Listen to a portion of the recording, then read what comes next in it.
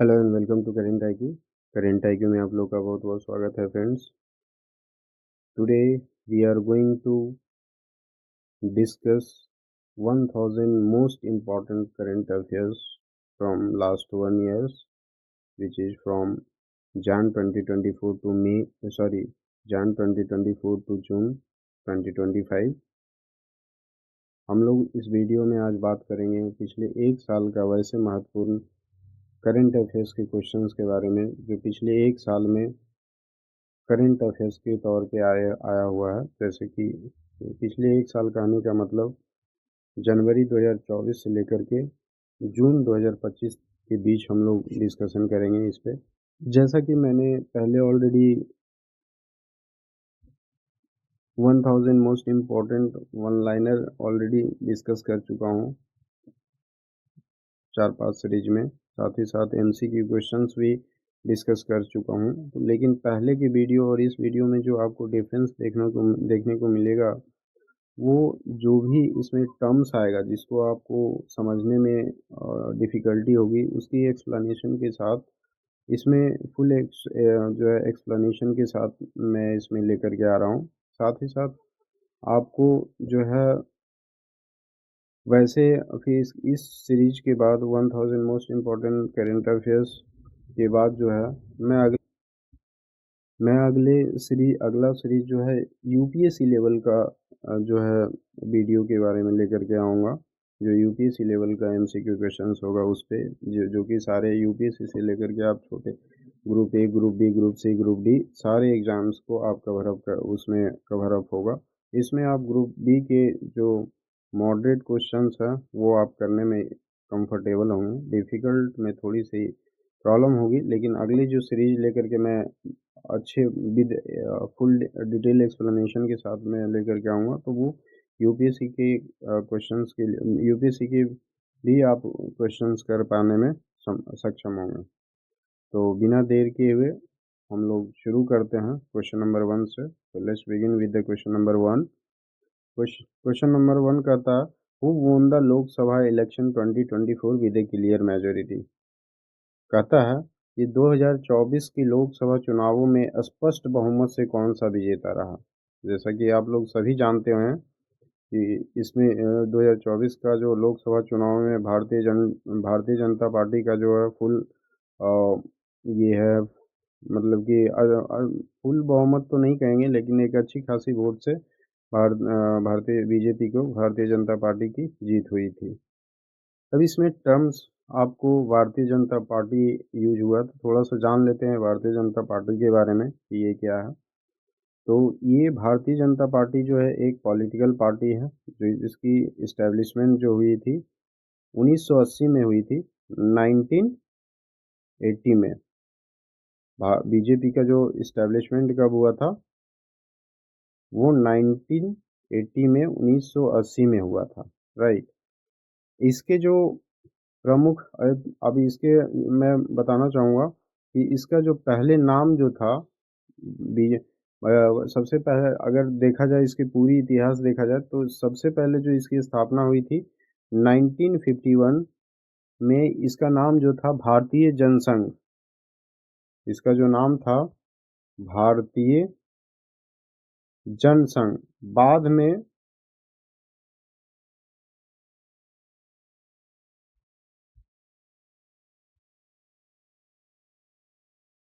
जनसंघ बाद में इसी का नाम जो है अपग्रेड करके 1980 में इसका नाम क्या कर दिया गया, बीजेपी, भारतीय जनता पार्टी।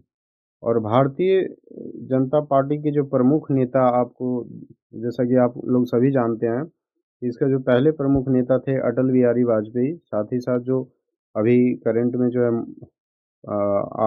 आदरणीय प्रधानमंत्री नरेंद्र मोदी जी हैं। और जो भारतीय जनसंघ की स्थापना जो हुई थी 1951 में, वो पहली बार 1951 में जो किन्होंने किया था, मतलब कि जनसंघ की जो स्थापना हुई थी वो श्यामा प्रसाद मुखर्जी के द्वारा हुआ था। श्यामा प्रसाद मुखर्जी, ये एक जो है पेशेवर से वकील और पॉलिटिकल लीडर थे, राजनेता थे। इन्होंने ही श्यामा प्रसाद मुखर्जी ने ही 1951 में भारतीय जनसंघ की स्थापना की, जो कि बाद में 1980 में उसका नाम बदल करके बीजेपी हो गया, भारतीय जनता पार्टी। ये थी कुछ बेसिक जानकारी भारतीय जनता पार्टी के बारे में। अगला क्वेश्चन हम लोग देखते हैं। अगला क्वेश्चन कहता which country sign the green hydrogen alliance with India in March 2024। कहता है भारत ने मार्च 2024 में किस देश के साथ ग्रीन हाइड्रोजन गठबंधन पर हस्ताक्षर किए। इसका जो हम लोग देखते हैं ऑप्शन है, वो ऑस्ट्रेलिया है, जर्मनी है, यूएई है। तो Australia, Germany, France, UAE. UAE का फुल नेम होता है यूनाइटेड अरब इमारेट्स, जैसा कि आप लोग सभी जानते होंगे। तो इसका जो आंसर होगा वो ऑप्शन बी जर्मनी है। ऑप्शन बी जो इसका है क्वेश्चन नंबर 2 का सही आंसर है।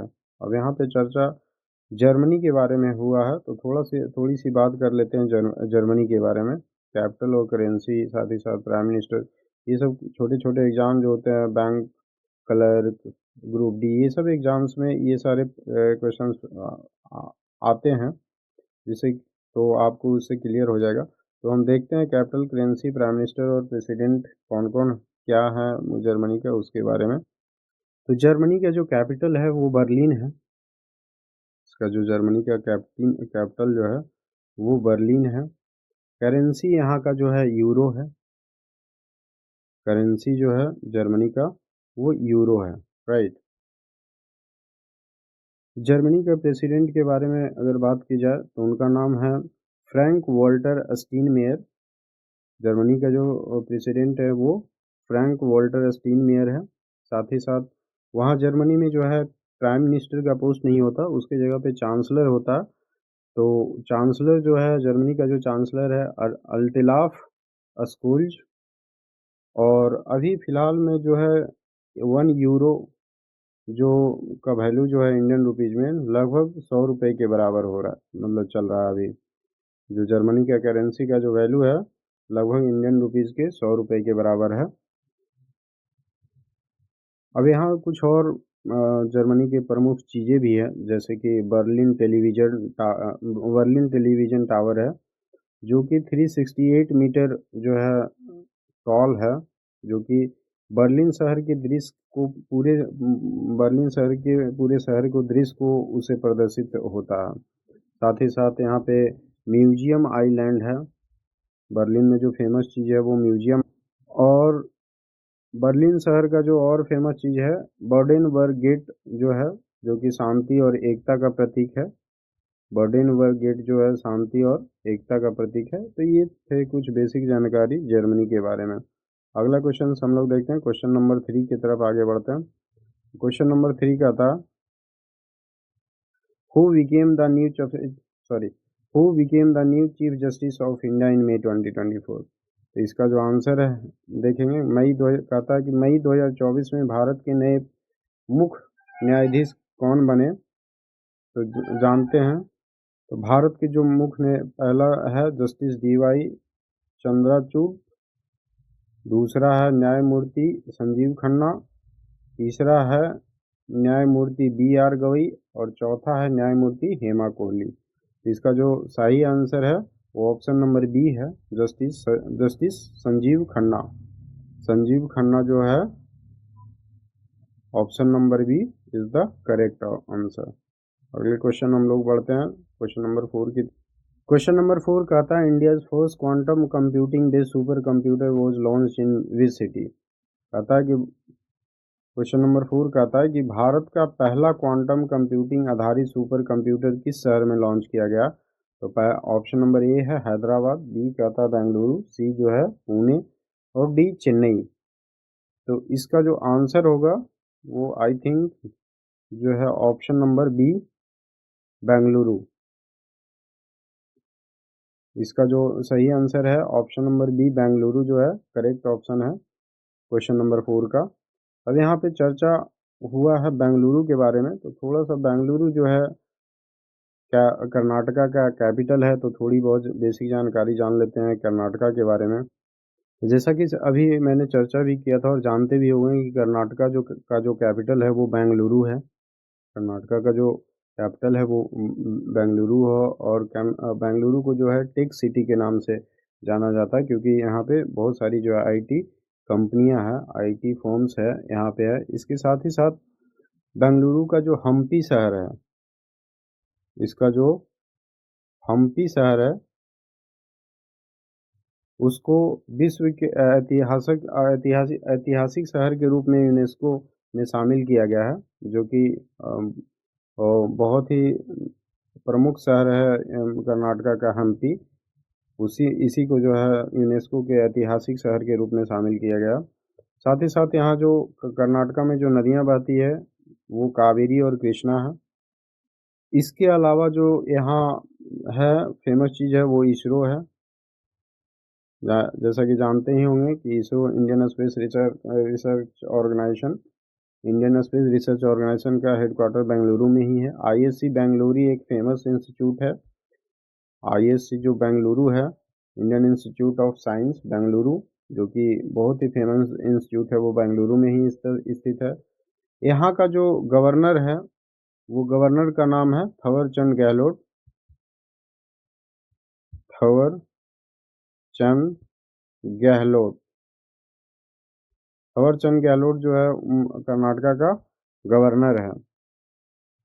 साथ ही साथ अगर नेशनल पार्क की बात की जाए तो Bandipur national park, Nagarhole national park, Anshi national park, Bannerghatta national park, Kudremukh national park, ये सारी जो है प्रमुख नेशनल पार्क है कर्नाटका में। और अगर बात की जाए वाइल्ड लाइफ सेंचुरी के बारे में तो Pushpagiri wildlife sanctuary, Brihatgiri wildlife sanctuary, Talakaveri wildlife sanctuary, साथ ही साथ सरावती वाइल्ड लाइफ सेंचुरी, ये सारी जो है कर्नाटका का प्रमुख वाइल्ड लाइफ सेंचुरी है। अगर बात की जाए बांदीपुर और नागरहोले नेशनल पार्क के बारे में तो ये जो है ये दोनों नेशनल पार्क जो है टाइगर और एलिफेंट के लिए बहुत ही बांदीपुर और नागरहोल बांदीपुर और नागरहोल जो है ये फेमस है टाइगर और एलिफेंट के लिए, राइट। तो ये था कुछ बेसिक जानकारी कर्नाटका के बारे में। अगला क्वेश्चन हम लोग देखते हैं, क्वेश्चन नंबर ये 4 था। अब हम लोग क्वेश्चन नंबर 5 की तरफ बढ़ते हैं। कहता है question number 5, what is the name of ISRO's propose Venus mission. कहता है इसरो के प्रस्तावित शुक्र मिशन का नाम क्या है। तो इसका ऑप्शन है वामना, वामन, शुक्रायन, वीना और चंद्रयान 5। इसका जो आंसर होगा, कहता है what is the name of ISRO's propose Venus mission, इसका जो आंसर है वो बी है, correct option B question number 5 का शुक्रायन होगा। तो अब यहाँ पे चर्चा थोड़ा इसरो के बारे में हुआ, तो थोड़ा जान लेते हैं इसरो के बारे में कि आखिरकार इसरो होता क्या है। जानते हैं इसरो के बारे में। जैसा कि आप पहले भी जानते होंगे कि इसरो का फुल नेम जो होता है, ISRO stands for Indian space research organisation. ये एक प्रकार का रिसर्च एजेंसी है, भारत की रिसर्च सेंटर है, जिसकी जो इस्टेब्लिशमेंट हुआ था 1969 में। 1969 में इसकी जो है इस्टेब्लिशमेंट हुआ था। 1900 हिंदी में अगर जिसको जानना हो तो 1969 है। इसका जो चेयरमैन है ए सोमनाथ सर हैं, जो कि इसके इसरो का चेयरमैन। हेडक्वार्टर जैसा कि मैंने पहले भी बताया कि बेंगलुरु कर्नाटका में है। तो ये थी कुछ बेसिक जानकारी इसरो के बारे में। अगला क्वेश्चन हम लोग बढ़ते हैं क्वेश्चन नंबर 6 की तरफ। आखिरकार क्वेश्चन नंबर 6 क्या कहता है which country hosted the G20 summit 2024। कहता G20 शिखर सम्मेलन 2024 की मेजबानी किस देश ने की थी। तो ऑप्शन है India, Brazil, south Africa, USA.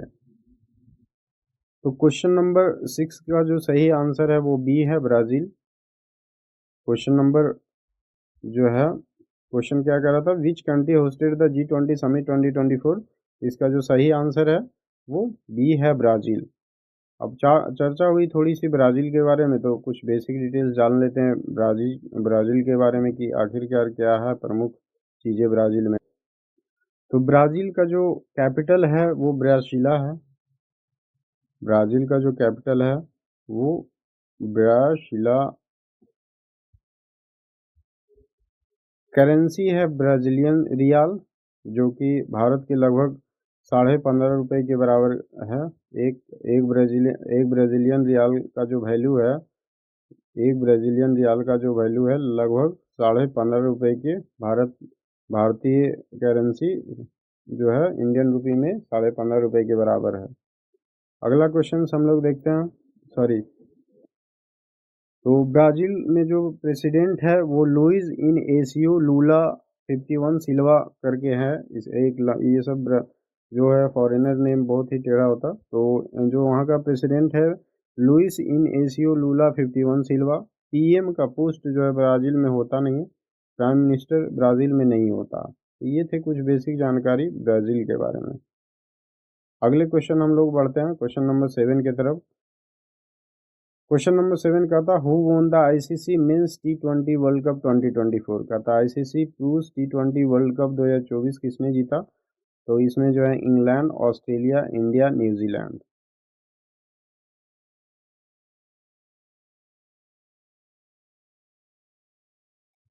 तो इसमें जो इसका आंसर कहता who won the ICC men's T20 world cup 2024। तो आईसीसी पुरुष T20 वर्ल्ड कप 2024 किसने जीता? तो इसका जो सही आंसर है वो सी होगा, इंडिया। भारत जो है इसका सही आंसर है।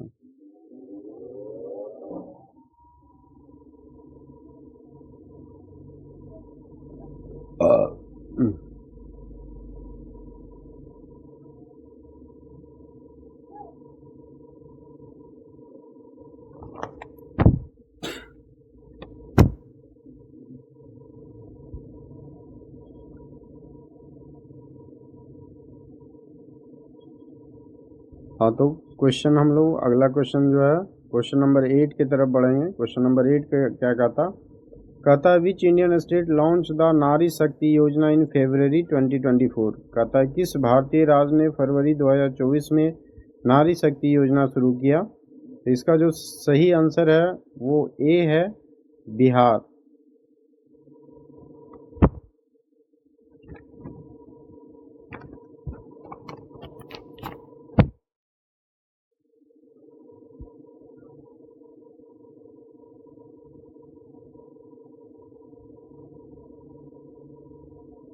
तो नारी शक्ति योजना जो है कहाँ शुरू हुआ? तो वो बिहार में हुआ। अब जानते हैं कि थोड़ा कि नारी शक्ति योजना आखिरकार ये जो नारी शक्ति योजना है ये है क्या? तो इस योजना के तहत जो है बोला गया है कि 33% जो है सीट आपको रिजर्व करना होगा वुमेन के लिए। वो किसमें? लोकसभा और राज्यसभा में, इन दोनों में जो है 33% सीट जो है आपको रिजर्व करना होगा।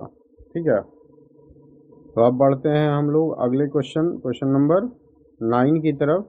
क्वेश्चन नंबर 9 क्या कहता which bank launch the green deposit scheme in 2024। कहता 2024 में किस बैंक ने ग्रीन डिपॉजिट योजना शुरू की थी? इसका जो पहला ऑप्शन है SBI, दूसरा HDFC बैंक, तीसरा एक्सिस बैंक, चौथा ICICI बैंक है। तो इसका जो सही आंसर होगा वो ऑप्शन नंबर बी है। ये option number B question number 9 का जो सही option number B HDFC bank है। और थोड़ा सा जान लेते हैं यहाँ पे हम लोग कि ग्रीन डिपॉजिट स्कीम क्या होता है। ये ग्रीन डिपॉजिट स्कीम आखिर क्या है क्या? तो ये जो योजना है वो बेसिकली जो है पर्यावरण और जलवायु परिवर्तन के मुद्दों से रिलेटेड है, जिसमें गवर्नमेंट ने कहा कि आपको 5000 के डिपॉजिट्स पे आपको कोई भी TDS नहीं कटेगा, आपको कोई भी जो है टैक्स वगैरह नहीं लगेगा। तो ये है ये था ग्रीन डिपॉजिट स्कीम्स के बारे में। अब आगे हम लोग बढ़ते हैं क्वेश्चन नंबर।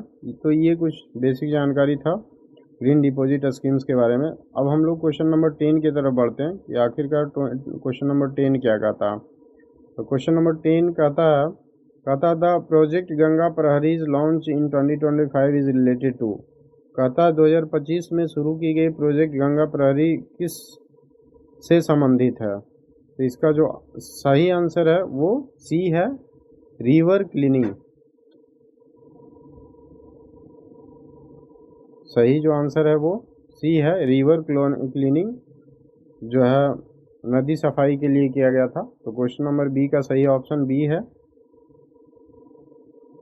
अगला क्वेश्चन हम लोग देखते हैं क्वेश्चन नंबर 11 की तरफ। क्वेश्चन नंबर 11 क्या कहता which movie won the best film at the 2025 national film award? कहता 2025 के राष्ट्रीय फिल्म पुरस्कार में सर्वश्रेष्ठ फिल्म किसे चुना गया? तो इसमें जो आपका पहला ही ऑप्शन है ए, 12th फेल को जो है चुना गया था। तो क्वेश्चन नंबर 11 का जो सही ऑप्शन है वो ए है। अगला क्वेश्चन हम लोग देखते हैं क्वेश्चन नंबर 12 के तरफ। कहता in which month did the Indian parliament pass the women's reservation bill 2024? कहता महिला आरक्षण विधेयक 2024 भारतीय संसद में किस महीने पारित हुआ? कहता in which month did the Indian parliament pass the women's reservation bill 2024? महिला आरक्षण विधेयक 2024 भारतीय संसद में किस महीने पास हुआ? इसका जो सही ऑप्शन है जनवरी, मार्च, मई और फैब। कहता है in which month did the Indian parliament pass the women's reservation bill? Question number 12। Question number 12 का जो सही answer I think February, D होगा option D. Answer D is the correct answer for the question number 12।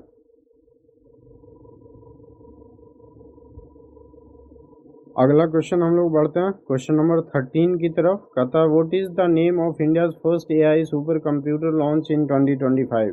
2025 में भारत के पहले AI super computer का नाम क्या है? तो भारत जीपीटी, एरावत, प्रत्यूष, शक्ति।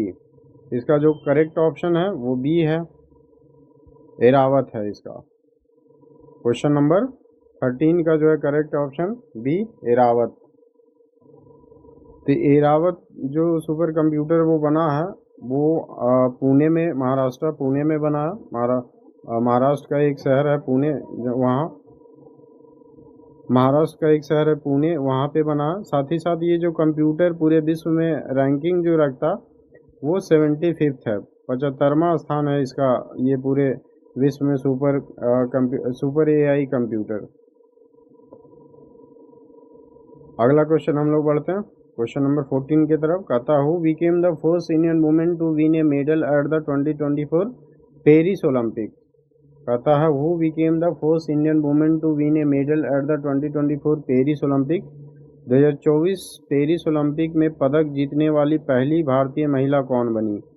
तो ऑप्शन है विनेश फोगाट, लोवीना बोरगोहेन, मीराबाई चानू और डी है निखत जरीन।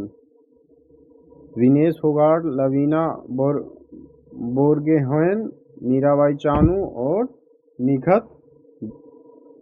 इसका जो करेक्ट ऑप्शन क्या कह रहा था क्वेश्चन? कहता who became the first Indian women to win a medal at the 2024 Paris Olympic? तो यस, इसका जो करेक्ट ऑप्शन होगा डी होगा, Nikhat Zareen. Nikhat Zareen is the correct option. तो इसमें कह रहा था, हाँ, तो पेरिस ओलंपिक्स में जो था वो ये पेरिस जो ओलंपिक हुआ था पेरिस में, जो कि फ्रांस है, फ्रांस की एक शहर है पेरिस, वहाँ पे हुआ था, जिसमें से टोटल 32 स्पोर्ट्स जो है इसमें स्पोर्ट्स पे हुआ था पेरिस ओलंपिक, जो कि 26 जुलाई 2024 से लेकर के 11 अगस्त 2024 तक चला था। साथ ही साथ इसमें बताना चाहेंगे कि जो टोटल एथलीट पार्टिसिपेट किया था वो 10,500 टोटल एथलीट्स जो है इस ओलंपिक्स में पार्टिसिपेट किया था। तो ये कुछ बेसिक जानकारी था पेरिस ओलंपिक्स के बारे में। अगला क्वेश्चन हम लोग बढ़ते हैं क्वेश्चन नंबर 15 की तरफ। क्वेश्चन नंबर 15 का था India GDP growth rate for financial year 2024 to 2025 as पर आरबीआई एस्टिमेशन इज? कहता आरबीआई के अनुसार वित्त वर्ष 2024 से 25 में भारत की जीडीपी वृद्धि दर क्या अनुमानित है? तो ऑप्शन है 5.8%, 6.5%, 7.2%, 7.8%। इसका जो करेक्ट ऑप्शन है वो सी है, 7.2%। अब थोड़ा सा यहाँ पे हम लोग चर्चा कर लेते हैं। एक टर्म यूज हुआ जीडीपी के बारे में। जीडीपी आखिरकार होता क्या? तो जैसा कि जीडीपी का फुल नेम जो होता है GDP stands for gross domestic product. एक तरह से इसको हम बोल सकते हैं कि टोटल इनकम, बेसिक तौर पे इतना जाने कि total income of a country with in surrounded area, मतलब एक कंट्री के अंदर जो देश की टोटल इनकम है। इसमें क्या होता है, इसमें जो है इनकम में रेसिडेंट प्लस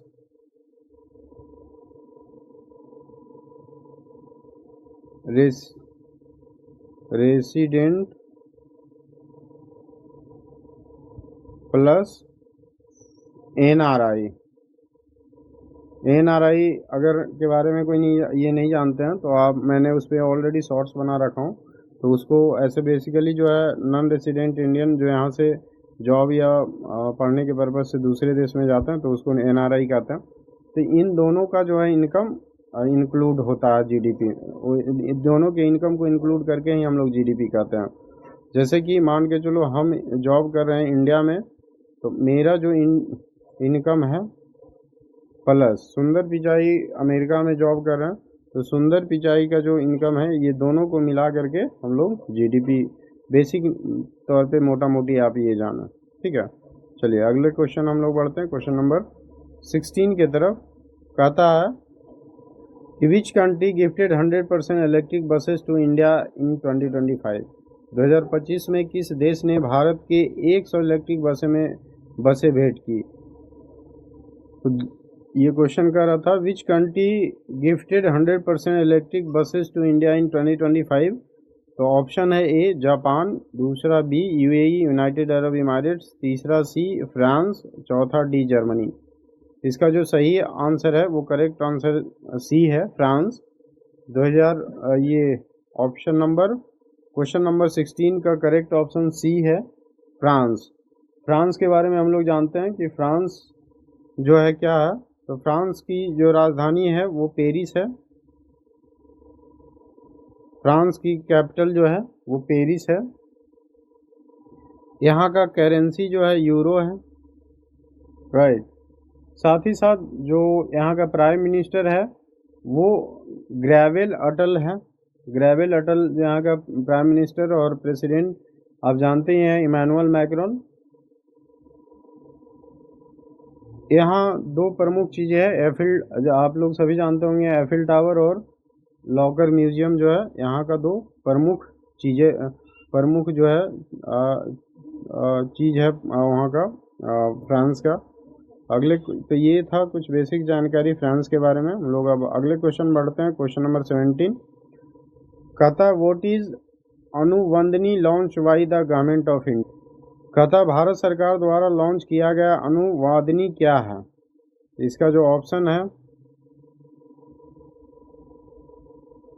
हाँ, कहता कि what is the Anuvadini launch by the government of India? Bharat सरकार द्वारा लॉन्च किया गया अनुवंदनी क्या है? Language learning app, digital translation tool, AI based speech to text device, e learning platform. भाषा सीखने का ऐप, डिजिटल अनुवाद टूल, एआई आधारित speech to text device, e learning platform. तो इसका जो सही आंसर 17 का जो सही आंसर है वो है option number B, digital translation tool. Digital translation tool जो है इसका करेक्ट ऑप्शन है 17 का। अगला हम लोग क्वेश्चन देखते हैं। क्वेश्चन नंबर 18 का था the one nation one election committee was headed by. One nation one election committee के अध्यक्ष कौन थे? तो ऑप्शन है राजनाथ सिंह, रामनाथ कोविंद, अमित शाह, एस जयशंकर। 18 का जो सही आंसर होगा राजनाथ सिंह, रामनाथ कोविंद और अमित शाह, एस जयशंकर। हाँ, कहता है कि the one nation one election committee was headed by, तो ये जो वाइस प्रेसिडेंट थे रामनाथ कोविंद, वो उनके द्वारा जो है किया गया था, रामनाथ कोविंद के द्वारा मतलब ये committee one nation one election जो है किया गया था। तो ये जो है इंडियन गवर्नमेंट ये पूरे नेशन को रिप्रेजेंट करता है, सॉरी, तो यहाँ इसका जो सही आंसर था बी, ऑप्शन नंबर बी जो है करेक्ट ऑप्शन है। तो ये जो है one nation one election committee गठन होने से फ़ायदा क्या होगा, तो जो है जैसे है क्या कि सरकारी कामकाज में स्थिरता होगा, मतलब कि आएगा अगर वन इलेक्शन वन नेशन रहता है। नीति निर्माण में सुधार होगा, चुनाव प्रक्रिया में को सुविधा, ये चुनाव प्रक्रिया को भी सुविधाजनक बनाया जाएगा। साथ ही साथ जो है इसमें आर्थिक बचत भी होगा।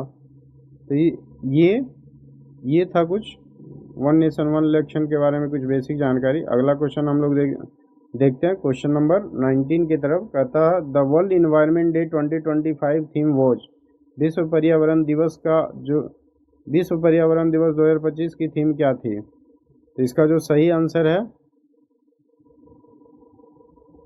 सही आंसर जो इसका है वो land restoration, desertification and drought resilience, option number C. Option number C जो है इसका सही आंसर है, land restoration, desertification and drought resilience. तो वन नेशन वन इलेक्शन क्या है, वन नेशन सॉरी, हम लोग क्वेश्चन नंबर अब आगे बढ़ेंगे 20 की तरफ। कहता है India hosted the SCO summit 2024 in which city. कहता भारत ने 2024 में संघाई सहयोग संगठन शिखर सम्मेलन की मेजबानी किस शहर में की। इसका जो ऑप्शन है न्यू दिल्ली, वाराणसी, अहमदाबाद, हैदराबाद। ऑप्शन कौन कौन सा है, नई दिल्ली, वाराणसी, अहमदाबाद, हैदराबाद। इसका जो सही आंसर है वो ए है, न्यू दिल्ली। क्वेश्चन क्या कह रहा था कि India hosted the SCO summit 2024 in which city. हाँ, इसका जो है एससीओ का जो होस्ट हुआ था वो न्यू दिल्ली में हुई थी। अब यहाँ पे एससीओ हुआ, थोड़ा चर्चा हुआ, इसके बारे में जान लेते हैं। तो इस SCO stand for Shanghai cooperation organisation. ये जो है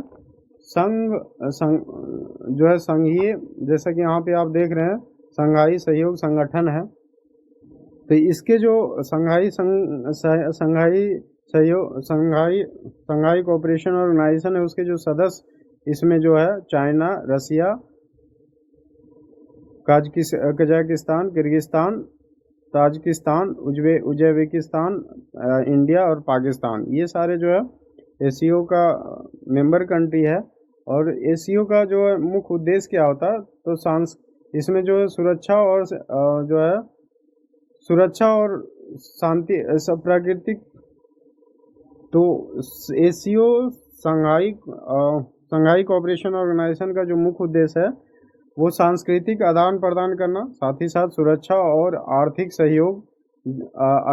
सहयोग और स्थिरता बनाए रखना जो है अपने सदस्य कंट्री में, मेंबर कंट्री में। तो ये थे जो है टोटल।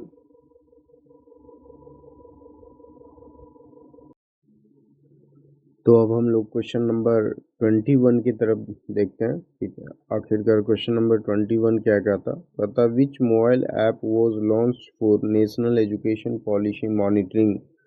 कहता है कि राष्ट्रीय शिक्षा नीति की निगरानी के लिए कौन सा मोबाइल ऐप लॉन्च किया गया। ऑप्शन में है एनईपी ट्रैकर, विद्या सेतु, शिक्षा सारथी और भारत शिक्षा। ये सारे ऑप्शन हैं। तो इसका जो करेक्ट ऑप्शन होगा वो शिक्षा सारथी होगा। शिक्षा सारथी मोबाइल एप्लीकेशन लॉन्च किया गया था। तो correct option for the question number 21 is C, right.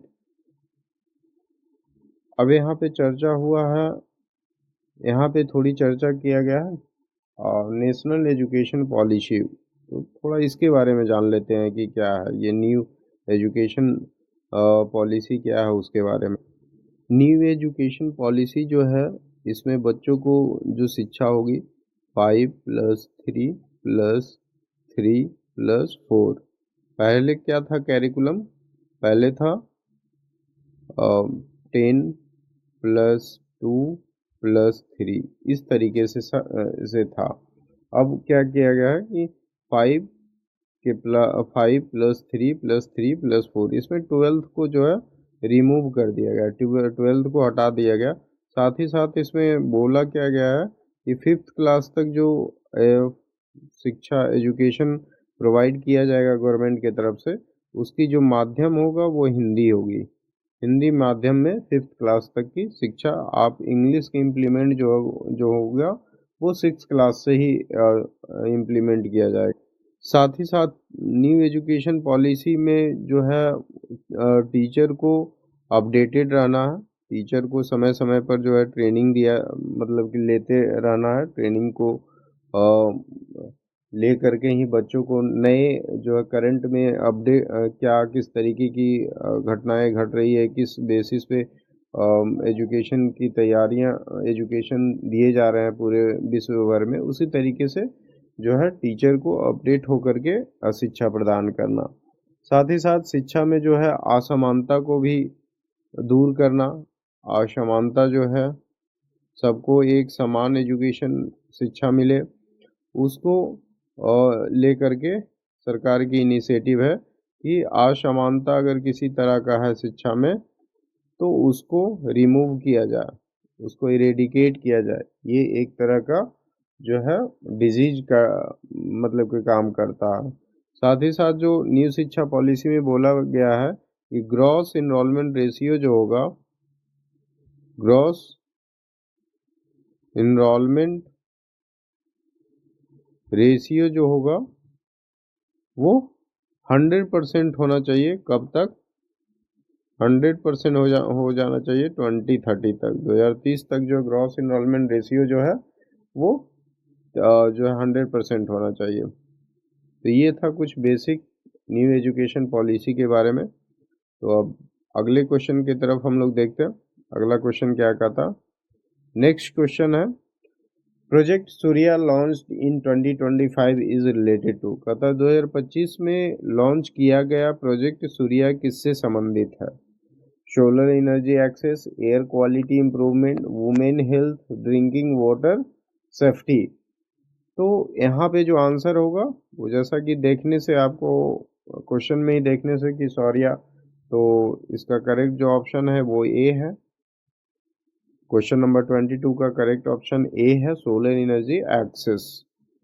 अब हम लोग क्वेश्चन बढ़ते हैं अगले क्वेश्चन की तरफ। अगला क्वेश्चन क्या कहता? क्वेश्चन नंबर 23 है, who became the new president of Iran in June 2025। कहता है कि जून 2025 में ईरान के नए राष्ट्रपति कौन बने? तो इब्राहिम रईसी, मोहम्मद मुखबेर, मसूद पेजिकिस्तान, हसन रूहानी। ऑप्शन जो इसमें दिया गया, इब्राहिम रईसी, मोहम्मद मुखबार, मसूद पेजेस्कियन, हसन रूहानी। तो ये जो 2025 में ईरान का जो प्रेसिडेंट बने हैं वो इब्राहिम रईसी साहब बने हैं। इब्राहिम रईसी जो है इसका करेक्ट आंसर होगा। तो A is the correct option for the question number 23। 23 का सही उत्तर क्या है? 23 का सही आंसर जो है वो ए है, इब्राहिम रईसी।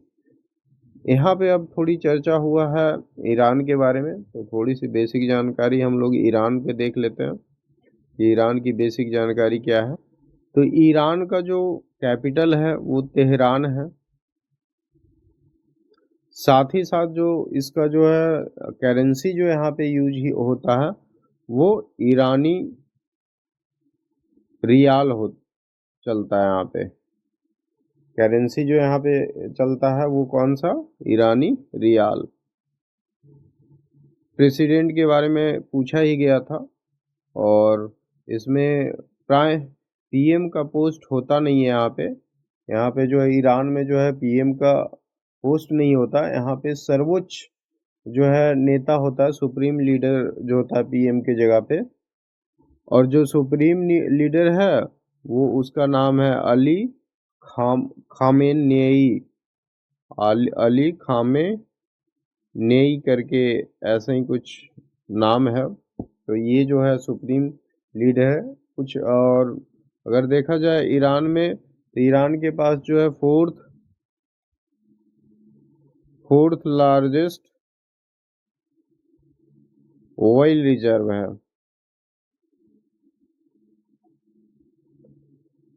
तेल के संसाधन के रूप में चौथा स्थान रखता है ईरान। और पहला स्थान जो है, फर्स्ट पोजीशन जो है वो गैस रिजर्व में रखता है।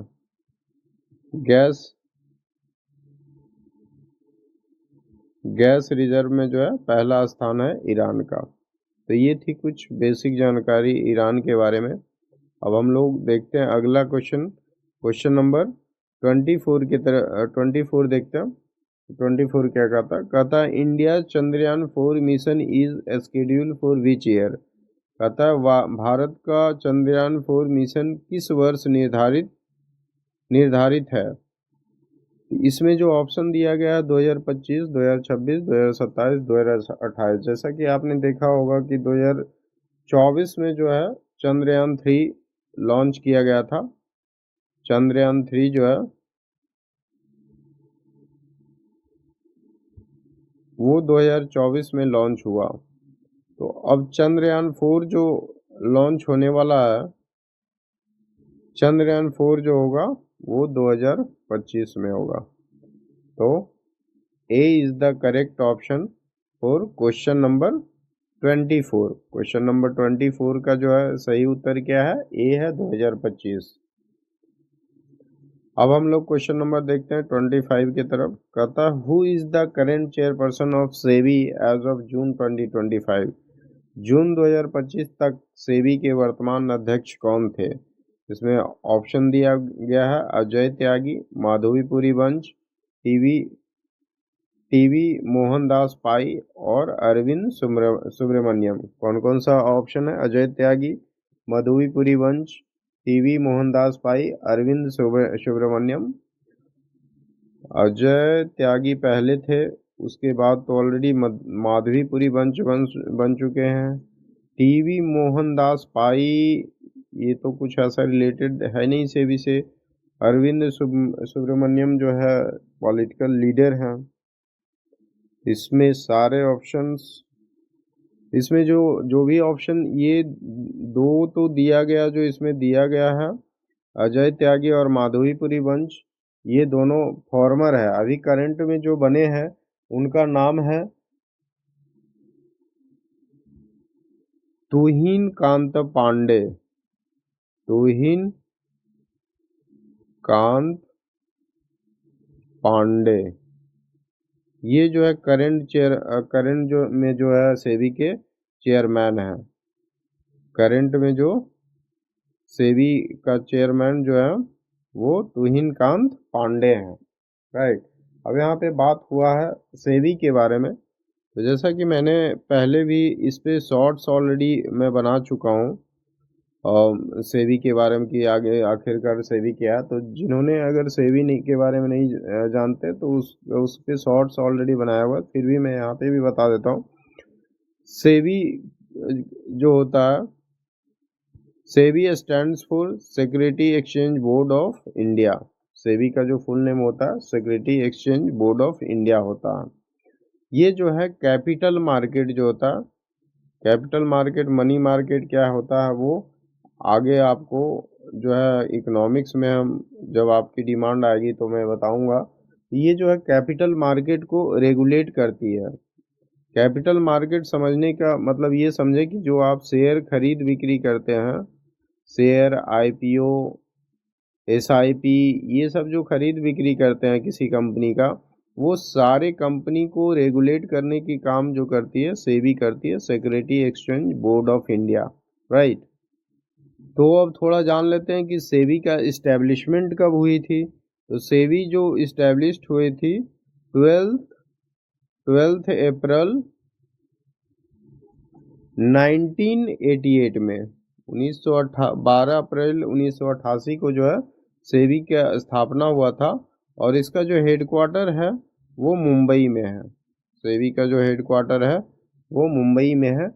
कैसे शेयर वगैरह कौन सी कंपनी को खरीदना है, खरीद करना है, वो सारे जो है सेबी में लिस्टेड होता है।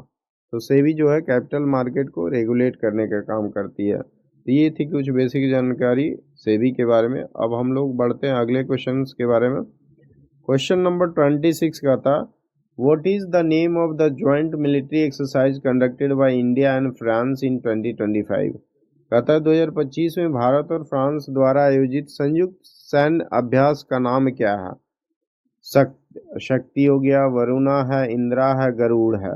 शक्ति, वरुण, इंद्र, गरुड़, ये ऑप्शंस है। तो इसका जो करेक्ट ऑप्शन होगा भारत और क्या है, भारत और फ्रांस। हाँ, भारत और फ्रांस के बीच जो है शक्ति मिलिट्री एक्सरसाइज का मतलब ये एक्सरसाइज मिले जो इंडिया मिलिट्री एक्सरसाइज कंडक्ट किया गया था उसका नाम है शक्ति। Option number A is the correct option for the question number 26। Question number 26 का सही आंसर जो होगा वो ऑप्शन नंबर ए शक्ति है। राइट। अब यहाँ पे चर्चा हुआ है थोड़ा सा इंडिया और फ्रांस के बारे में, तो थोड़ा सा जान लेते हैं कुछ basic details about France. Right, France के बारे में कुछ बेसिक डिटेल्स जान लेते हैं। तो फ्रांस का जो कैपिटल है वो पेरिस है। फ्रांस का जो कैपिटल है वो कहाँ, पेरिस है। राइट। इसका जो ये करेंसी है वो यूरो यहाँ पे चलता है। जैसा कि मैंने पीछे भी बताया आपको करेंसी ऑफ फ्रांस के बारे में। तो फ्रांस की जो करेंसी है वो क्या है, यूरो है। राइट। अब जानते हैं कि फ्रांस का में जो है पीएम क्या है, पीएम कौन है। राइट। तो ये पीएम जो है गैब्रिएल अटल है। गैब्रिएल अटल, ये जो है प्राइम मिनिस्टर है फ्रांस का। और जैसा कि आप जानते भी हैं कि प्रेसिडेंट जो है फ्रांस में वो इमानुअल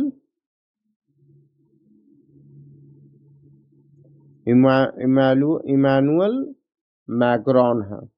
इमानुअल मैक्रोन जो है फ्रांस का प्रेसिडेंट है। यहाँ पे अगर फेमस चीज देखा जाए तो एफिल टावर है। एफिल टावर,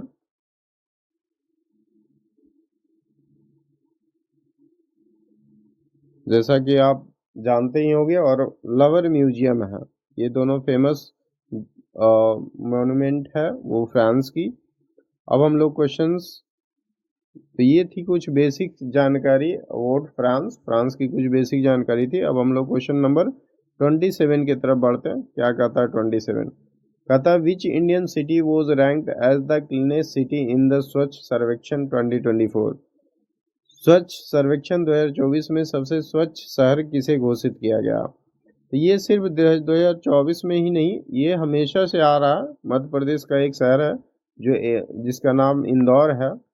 इंदौर जो है बहुत दिनों से, लगभग 17-18 साल से ये अपना क्लीनेस्ट सिटी में फर्स्ट पोजीशन ये मतलब हासिल कर रहा है, पहले स्थान पे आ रहा है क्लीन रहने में।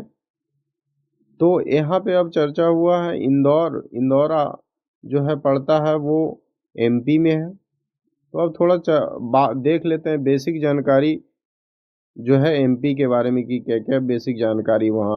तो पहले तो जैसा कि आप देख रहे होंगे कि ये इंदौर क्लीनेस्ट सिटी भी है, साथ ही साथ ये एमपी का सबसे बड़ा शहर है।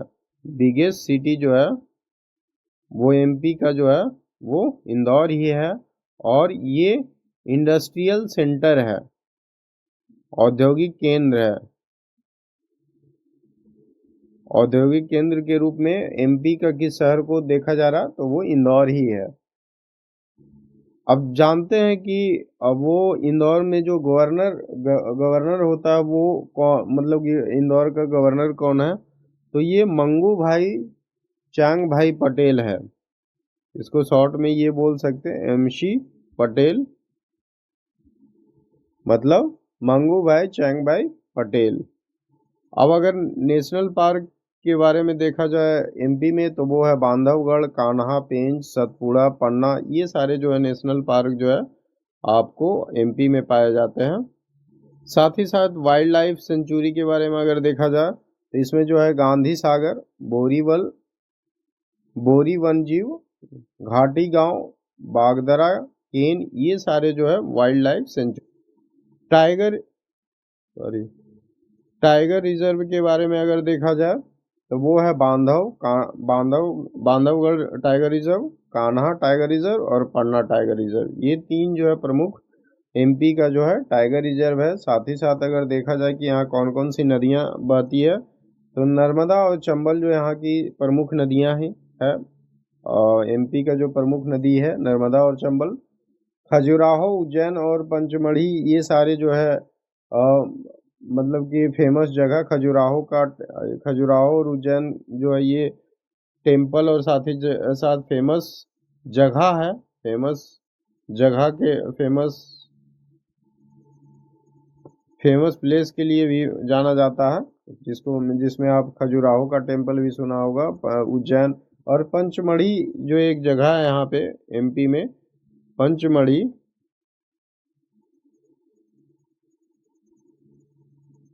वो हिल स्टेशन के लिए जाना जाता है। हिल स्टेशन जो है यहाँ पे है। हिल स्टेशन का नाम पंचमढ़ी प्रमुख हिल स्टेशन है मध्य प्रदेश में। तो ये था कुछ बेसिक जानकारी MP के बारे में। अब हम लोग बढ़ते हैं अगले क्वेश्चन की तरफ। क्वेश्चन नंबर 28 क्या था, the mission Samriddhi launch in 2025 is related to. कहता 2025 में शुरू किया गया मिशन समृद्धि किससे संबंधित है, तो कहता है digital banking, rural entrepreneurship, women empowerment और अर्बन हाउसिंग। तो इसका जो करेक्ट आंसर होगा वो B होगा। रूरल एंटरप्रेन्योरशिप के लिए जो है ग्रामीण क्षेत्रों में उद्योग को बढ़ावा देने के लिए ये लॉन्च किया गया जो है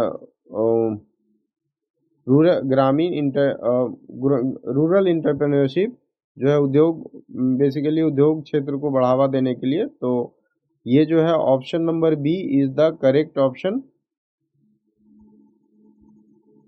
option number B is the correct option for question number 28। Question number 28 का सही आंसर क्या है, तो वो है B है, रूरल इंटरप्रेन्योरशिप। आगे हम लोग बढ़ते हैं क्वेश्चन नंबर 29 की तरफ। कहता है who is the current director general of WHO as of June 2025। June 2025 तक WHO के वर्तमान महानिदेशक कौन थे। इसका जो आंसर है टेड्रोस अधानोम घेब्रेनियास, सौम्या स्वामीनाथन और जर्मी फरार। तो इसका जो क्वेश्चन नंबर 29 का जो सही आंसर होगा वो टेड्रोस अधानोम है।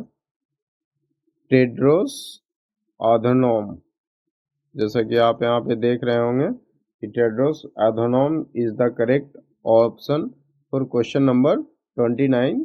क्वेश्चन नंबर 29 का सही उत्तर जो है A है, टेड्रोस अधानोम। अब यहाँ पे थोड़ी सी चर्चा हुआ है WHO के बारे में, तो इसके बारे में जान लेते हैं कि WHO क्या है। तो WHO stands for world health organisation.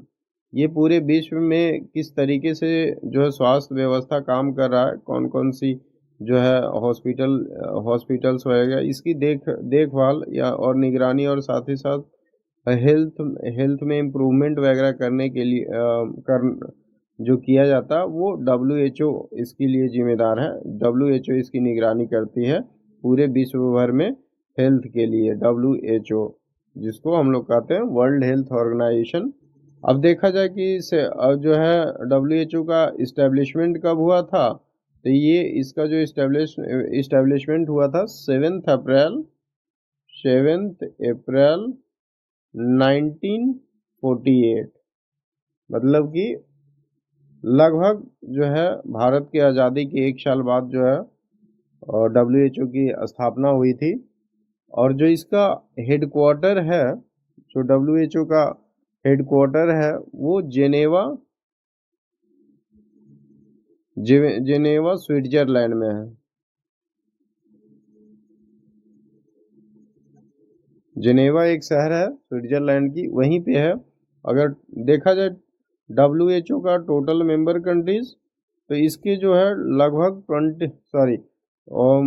Total जो इसके मेंबर कंट्रीज है वो 194 है। 194 इसके टोटल मेंबर कंट्रीज है। कुल जो है सदस्य देश हैं WHO का। तो ये थी कुछ बेसिक जानकारी WHO के बारे में। अब हम लोग चलते हैं अगले क्वेश्चंस जो है क्वेश्चन नंबर 30 की तरफ। क्वेश्चन नंबर 30 क्या कहता? क्वेश्चन नंबर 30 कहता है in 2025 India signed a free trade agreement with which major bloc. 2025 में भारत ने किस प्रमुख समूह के साथ मुक्त व्यापार समझौता फ्री ट्रेड एग्रीमेंट किया? तो ये जो इसका आंसर है वो बी है answer, European union. European union के साथ जो है फ्री ट्रेड एग्रीमेंट साइन किया था। Option number B is the correct option for question number 30। Question number 30 का सही आंसर जो है वो बी है, यूरोपियन यूनियन। अब थोड़ा सा जान लेते हैं यहाँ पे कि आखिर EU चर्चा में आया है यूरोपियन यूनियन, तो इसके बारे में थोड़ा सा। EU ऑलरेडी जैसा कि मैं चर्चा कर चुका हूँ, EU stands for European union, एक यूरोपीय संघ है। अभी ये जो है ये क्या, तो ये जो अपने मेंबर जो है स्टेट है, यूरोपियन यूनियन का जो मेंबर स्टेट है उसमें क्या करता है, शांति, पीस, स्थिरता, स्टेबिलिटी और आर्थिक सहयोग करता है। इसमें अपने मेंबर स्टेट में, राइट,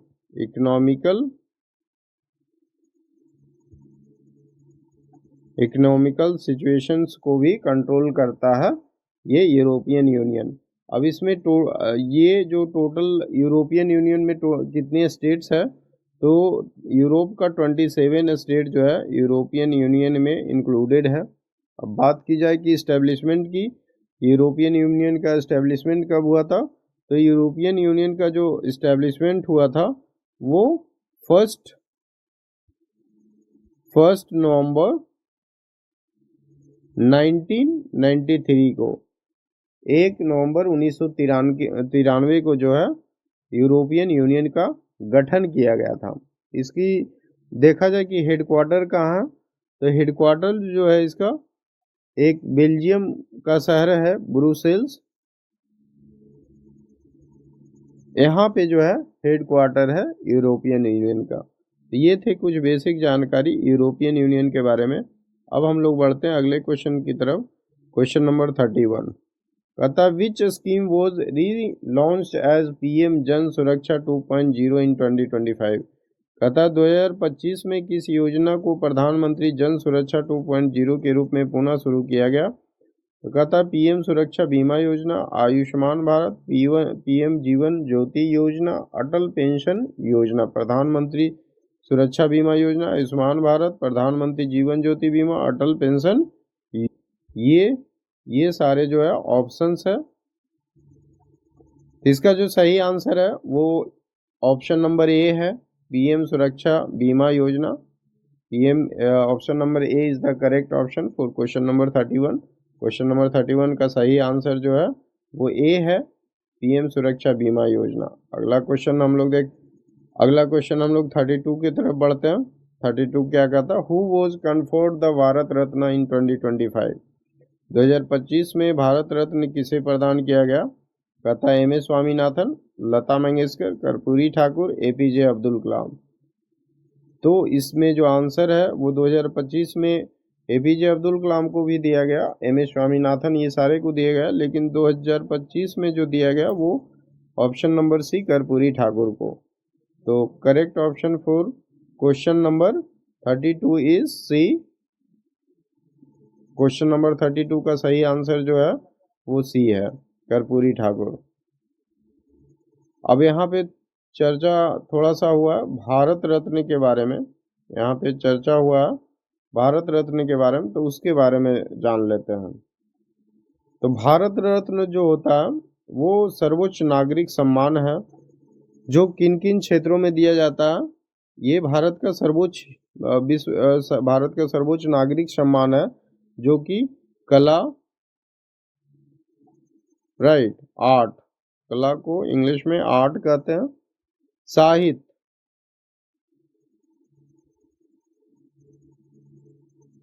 साहित्य इसको लिटरेचर, राइट, और विज्ञान, साइंस, साथ ही साथ खेल,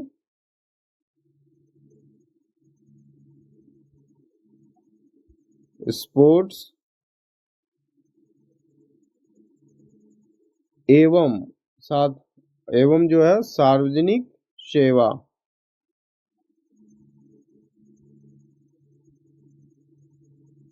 सार्वजनिक सेवा, इन सारे चीजों में जो है भारत रत्न से उत्कृष्ट वर्क करने पे जो है भारत रत्न से सम्मानित किया जाता है। भारत रत्न से उनको जो है मतलब कि भारत रत्न से सम्मान किया जाता है। तो बात करें अगर कर्पूरी ठाकुर के बारे में,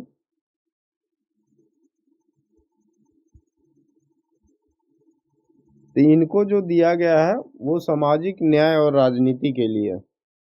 कर्पूरी ठाकुर को दिया गया सामाजिक न्याय और राजनीति। जैसा कि ये एक पॉलिटिकल लीडर थे, तो इसी के कारण उनको जो है भारत के सर्वोच्च नागरिक सम्मान से इन्हें सम्मानित किया गया। अब देखा जाए कि सबसे पहला बार जो है फर्स्ट टाइम किसे जो है भारत रत्न से सम्मानित किया गया था, तो वो थे सीवी रमन साहब, सीवी रमन, जिनको साइंस के क्षेत्र में दिया गया था। सीवी रमन सर को जो है साइंस के क्षेत्र में भारत रत्न से सम्मानित किया गया था। साथ ही साथ सर्वपल्ली राधाकृष्णन है, चक्रवर्ती राजगोपालाचारी हैं, ये सारे जो है पहली बार जो है भारत रत्न से सम्मानित होने वाले व्यक्ति हैं। और अगर बात की जाए, देखा जाए कि भारत रत्न का जो स्थापना कब हुई थी, तो स्थापना जो हुई थी 2 जनवरी 1954 को भारत के पहले राष्ट्रपति फर्स्ट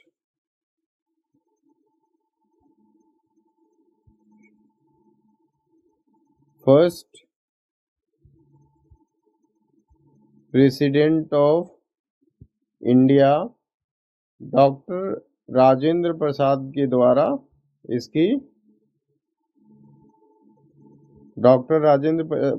द्वारा इसकी जो है स्थापना किया था। भारत रत्न से लोगों को सम्मानित किया जाने लगा, जो कि ये भी कह सकते हैं कि स्वतंत्र भारत के पहला राष्ट्रपति थे डॉक्टर राजेंद्र प्रसाद। वो बिहार के ही रहने वाले थे, एक अच्छे जो है राष्ट्रपति। तो बिहार ने बहुत सारे लोगों को जो है दिया। बिहार ने महात्मा बुद्ध को दिया, महावीर को दिया, बहुत सारे ऐसे पर्सनालिटी जो है जयप्रकाश नारायण, वीर कुंवर सिंह, ये सारे पर्सनालिटी बिहार के थे। अगला क्वेश्चन हम लोग जो है 33 की तरफ बढ़ेंगे। या आखिरकार 33 क्या कहता India's first digital university was launch in which state. Bharat का पहला डिजिटल विश्वविद्यालय किस राज्य में शुरू किया गया। इस ऑप्शन जो है इसमें महाराष्ट्र, केरला, कर्नाटक, दिल्ली। महाराष्ट्र, केरल, कर्नाटक, दिल्ली। इसका जो सही आंसर है वो केरला है। केरल में जो है पहली बार डिजिटल यूनिवर्सिटी का लॉन्च किया गया। और ये तो option number B is the correct option for question number 33 option. Question number 33 का जो सही ऑप्शन है वो बी है, केरला है। अब यहाँ पे बात चर्चा हुआ है केरला, केरला के बारे में थोड़ी कुछ बेसिक जानकारी देख लेते हैं। तो केरला का थोड़ा सा यहाँ पे कैपिटल भी डिस्कस कर लेते हैं कि केरला का जो कैपिटल है वो तिरुवनंतपुरम है।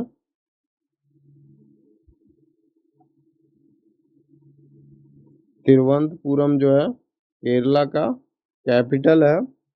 यहाँ का जो गवर्नर है उसका नाम है आरिफ मोहम्मद खान। आरिफ मोहम्मद खान जो है केरला का गवर्नर है। अगर देखा जाए नेशनल पार्क के बारे में तो केरला में जो नेशनल पार्क पाया जाता वो है पेरियार अन्नामुडी सोला। ये जो है अन्नामुडी और सोला, ये सारे नेशनल पार्क जो है केरला में पाया जाता है। अगर बात की जाए वाइल्ड लाइफ सेंचुरी के बारे में तो इस यहाँ जो वाइल्ड लाइफ सेंचुरी है वो वायनाड और चिनार है। साथ ही साथ अगर टाइगर रिजर्व देखा जाए तो वो पेरियार और वायनाड टाइगर रिजर्व है। मुन्नार, कोची, वायनाड, ओलंपी, कोवलम, ये सारे जो है फेमस फेमस जगह है वो केरल का। और केरल का जैसा कि मैंने बताया कि गवर्नर बहुत ही इम्पोर्टेंट है, बहुत सारे छोटे छोटे एग्जाम में पूछता है। तो गवर्नर साहब है वो आरिफ मोहम्मद खान, वो केरल का गवर्नर है, राइट। अब हम लोग बढ़ते हैं क्वेश्चन नंबर 34 की तरफ। 34 आखिरकार क्या कहता? क्वेश्चन नंबर 34 का था the Har payment digital campaign is promoted by which organisation.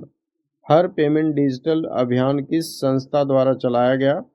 RBI, NPCI से एसबीआई, नीति आयोग। तो आरबीआई जो है वो रेगुलेटरी बॉडी है, सारे बैंकों को रेगुलेट करती है। एसबीआई बैंक है। नीति आयोग जो है ये ऑलरेडी जो है 5 ईयर प्लान्स को कन्वर्ट करके नीति आयोग में कन्वर्ट कर दिया गया। तो इसका जो करेक्ट ऑप्शन है वो बी है। तो option B is the correct option for question number 34। Question number 34 का सही आंसर बी है, एनपीसीआई। अब थोड़ा सा एनपीसीआई के बारे में चर्चा हुआ तो जान लेते हैं कि एनपीसीआई के बारे में कि आखिरकार होता क्या है। तो NPCI stands for national payment corporation of India. ये जो है एक ऑर्गेनाइजेशन है जो जितने तरीके की पेमेंट सिस्टम है उसको जो है रेगुलेट करती है, कंट्रोल करती है। तो सारे जो पेमेंट सिस्टम जैसे कि आपको यूपीआई हो गया, भीम है, भीम को कहते हैं इंटरफेस भारत पेमेंट इंटरफेस, नाच national automatic cheque clearing system जो है ये, साथ ही साथ रुपए कार्ड, ये सारे जो है पेमेंट इंटरफेस है जिसको रेगुलेट करने का काम करता एनपीसीआई, राइट। अब देखा जाए कि एनपीसीआई की एस्टेब्लिशमेंट कब हुआ था? तो एनपीसीआई का जो एस्टेब्लिशमेंट हुआ था 2008 में एनपीसीआई की स्थापना किया गया था, जिसकी हेडक्वार्टर है मुंबई में। एनपीसीआई का हेडक्वार्टर मुंबई में है। और साथ ही साथ इसका जो सीईओ हैं, एनपीसीआई के जो सीईओ हैं वो दिलीप एसबे है। इसका सीईओ का नाम है दिलीप एसबे, राइट। ये थे कुछ बेसिक जानकारी एनपीसीआई के बारे में। अब हम लोग बढ़ते हैं अगले क्वेश्चंस की तरफ। अब हम लोग बढ़ते हैं अगले क्वेश्चंस की तरफ। Question number 35। क्वेश्चन नंबर 35 का था the Mera Yuva Bharat platform is related to. Mera Yuva Bharat platform किससे संबंधित है? Youth skill development, sports training, political awareness और एजुकेशन प्लेटफॉर्म।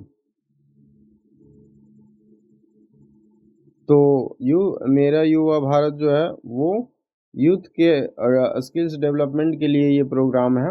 तो option number A is the correct option for 35 का क्वेश्चन नंबर 35 का सही आंसर जो है वो ए है, यूथ स्किल डेवलपमेंट।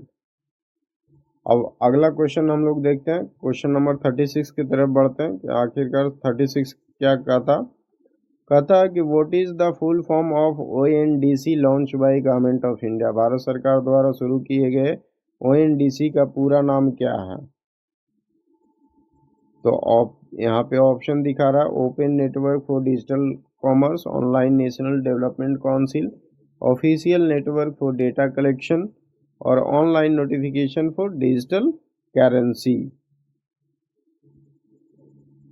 तो इसका जो ONDC का जो फुल नेम है, ONDC का जो फुल नेम होगा वो ये होगा, option number A, open network for digital commerce. ये जो है, तो option number A is the correct option for question number 35। Question number 36। Question number 36 का जो सही उत्तर है वो ए है, ऑप्शन नंबर ए। अब जानते हैं ONDC के बारे में कि आखिरकार ये होता क्या है। तो जैसा कि आपने देखा इसका कि ONDC stands for open network for digital commerce. ONDC का जो फुल नेम होता है वो open network for digital commerce होता है। ये 2022 में कॉमर्स एंड इंडस्ट्री मिनिस्ट्री के द्वारा एक इनिशिएटिव लॉन्च किया गया, जिसमें ये है क्या ONDC, इसमें क्या है कि जिस तरीके से आप बड़े बड़े प्लेटफॉर्म एप्लीकेशन जैसा कि अमेजॉन, फ्लिपकार्ट, इससे आप खरीद बिक्री करते हैं, आप मतलब कि खरीद बिक्री करते हैं। तो उसी तरीके से जो है छोटे दुकानदारों, ये एक बड़े एप्लीकेशन है, इसमें बड़े लोग मतलब ये करते हैं। तो छोटे दुकानदार लोगों के लिए जो है ONDC गवर्नमेंट ने लॉन्च किया, कॉमर्स एंड इंडस्ट्री मिनिस्ट्री ने 2022 में, जो कि इसमें छोटे जो रिटेलर्स होंगे, छोटे छोटे जो दुकानदार होंगे, वो भी अपने प्रोडक्ट को जो है ये यहाँ से सेल कर सकते हैं। और आपको लोकल जो दुकान, जिस भी एरिया का आप में है, उस एरिया का लोकल दुकान इस पे शो करेगा। इस प्रकार से आप किसी भी प्रोडक्ट को खरीदने से पहले आप कहें तो बार्गेनिंग कर सकते हैं। तो अब थोड़ा सा जानते हैं कि कॉमर्स एंड इंडस्ट्री मिनिस्टर कौन है। तो कॉमर्स और इंडस्ट्री मिनिस्टर जो है श्री पीयूष गोयल साहब हैं। ये पीयूष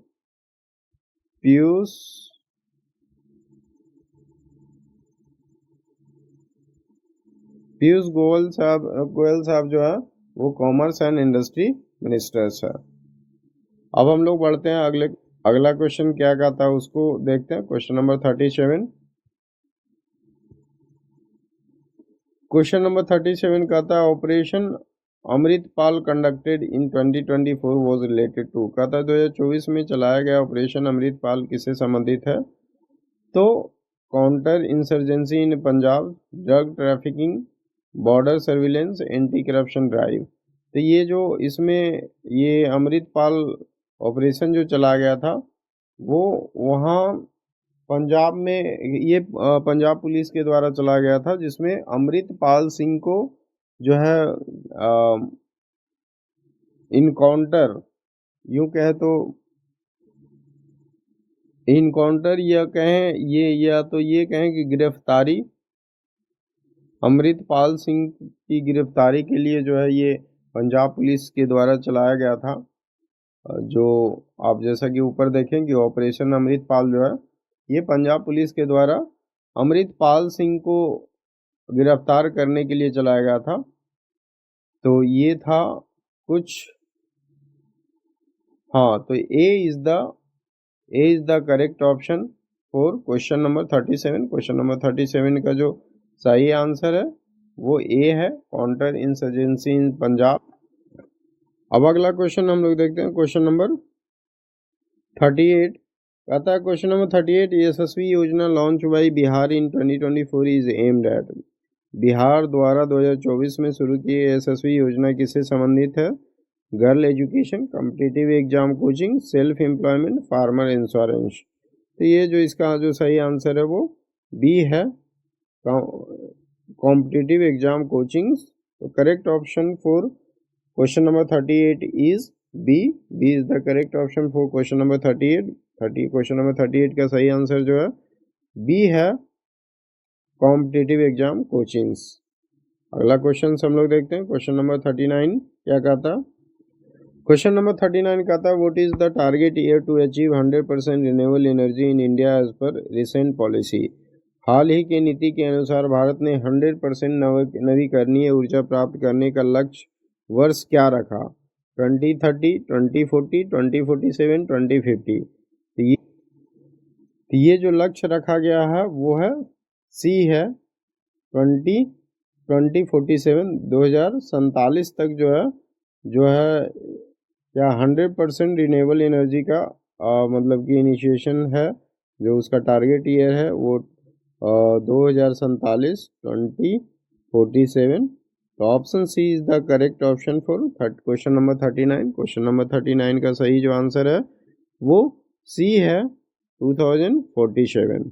अगला क्वेश्चन हम लोग देखते हैं क्वेश्चन नंबर 40 कहता है e rupee launch by the Indian government is. भारत सरकार द्वारा शुरू किए गए ई रूपी क्या है? Digital currency, digital payment voucher, crypto exchange, UPI alternative. इसका जो आंसर सही आंसर है वो डिजिटल पेमेंट वाउचर है। Option number B is the correct option for question number 40। Question number 40 का सही आंसर बी है, डिजिटल पेमेंट वाउचर। ये एक प्रकार का जिस तरीके से आप वॉलेट है तो वो ये आरबीआई के द्वारा ये किया गया कि आप वॉलेट से भी पैसे ट्रांसफर कर सकते हैं। अब हम लोग बढ़ते हैं अगले क्वेश्चन की तरफ। अगला क्वेश्चन 41 कहता who won the Australian Open 2025 men singles title. Australian Open 2025 पुरुष एकल खिताब किसने जीता? Novak Djokovic, Carlos Alcaraz, Jannik Sinner और Daniel Medvedev. Novak Djokovic, Carlos Alcaraz, Jannik Sinner, Denis Medvedev. इसका जो सही आंसर है वो ए है। जैसा कि आप पिछले वीडियो में भी देखे होंगे तो मतलब कि ये है नोवाक जोकोविक जो है वो सही आंसर है। तो correct option for the question number 41 is a. Question number 41 का सही आंसर जो है वो ए है, नोवाक जोकोविक। अब बढ़ते हैं हम लोग अगले क्वेश्चन की तरफ। क्वेश्चन नंबर 42 क्या कहता which river has been declared as a living entity by Uttarakhand high court in 2025। 2025 में उत्तराखंड उच्च न्यायालय द्वारा किस नदी को जीवित इकाई घोषित किया गया? तो ये है यमुना, गंगा, अलकनंदा, मंदाकिनी। तो ये इसका जो करेक्ट ऑप्शन है वो यमुना ए है। A is the correct option for question number 42 का सही आंसर जो है वो ए है, यमुना है। अब यहाँ पे चर्चा उत्तराखंड के बारे में हुआ तो थोड़ा सा बेसिक जानकारी हम लोग देख लेते हैं उत्तराखंड के बारे में। तो बात करें अगर उत्तराखंड के बारे में तो उत्तराखंड का जो सीएम है वो उसका नाम है उत्तराखंड में जो मुख्यमंत्री है, चीफ मिनिस्टर जो है वो पुष्कर सिंह धामी साहब हैं।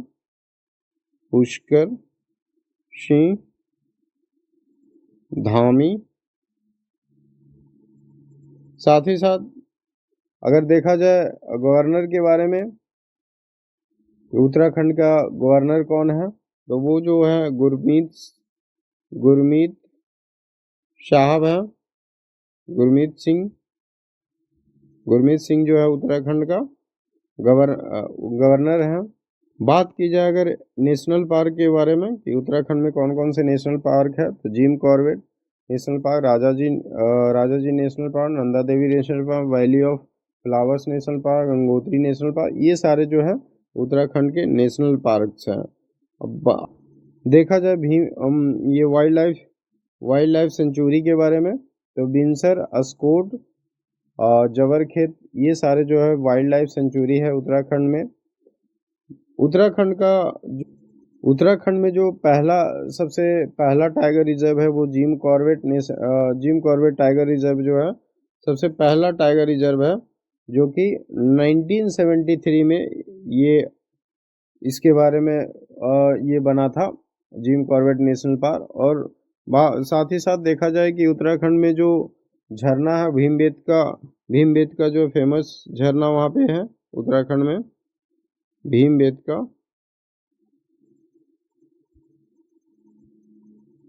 साथ ही साथ जो है टाइगर फॉल एक वहाँ पे है, टाइगर फॉल, वो सबसे ऊंची झरना है उत्तराखंड का जो है सबसे ऊंची झरना अगर देखा जाए तो वो टाइगर फॉल है। अगर बात की जाए अलकनंदा और मंदाकिनी का संगम स्थल के बारे में, तो रुद्रप्रयाग जो है वो फेमस संगम स्थल है अलकनंदा और मंदाकिनी का।